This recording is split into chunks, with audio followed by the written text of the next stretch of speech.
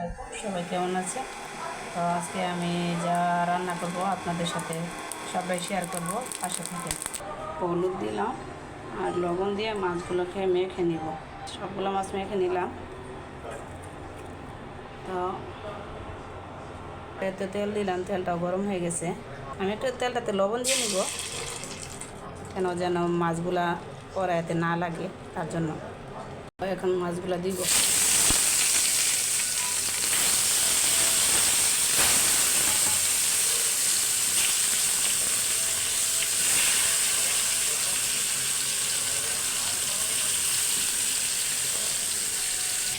মাছগুলো উল্টাই,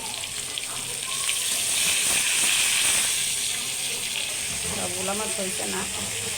হ্যাঁ, মাছগুলো অনেক সুন্দর হয়েছে। ভাজাটা এগুলো ভেজে তুলে নিলাম। তো এখন এই তেলটার মধ্যে পেঁয়াজ দিয়ে দিলাম, আর একটু তেল দিব।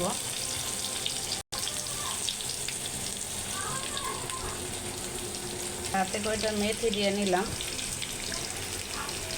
পেঁয়াজগুলো লাল লাল হয়ে গেছে।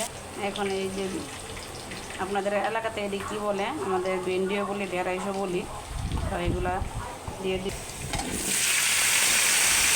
একটু লবণ দিয়ে নেব আর একটু হলুদ।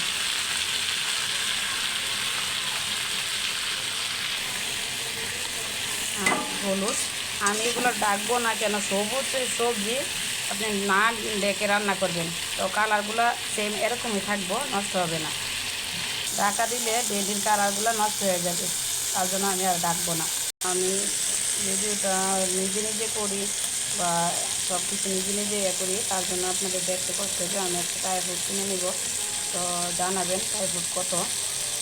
ভেন্ডিগুলো ভাজি হয়ে গেছে। এখন আমি মরিচ আর হলুদ দিয়ে নিব। দেখেন,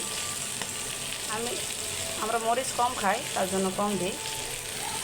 আমি দিয়ে নিলাম।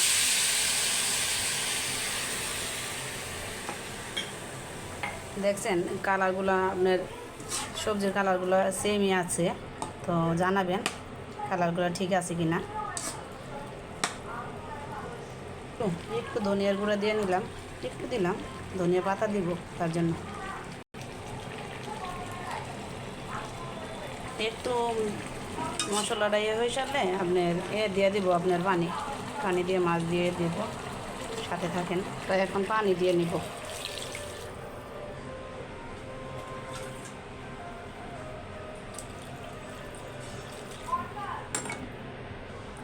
আর সাথে মাছগুলো দিয়ে নিব। তো মাছগুলো দিয়ে নিলাম।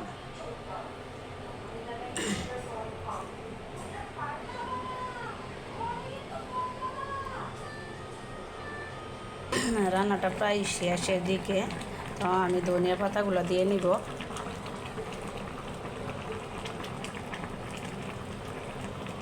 কুলেরে চেড়ে নামিয়ে দিব।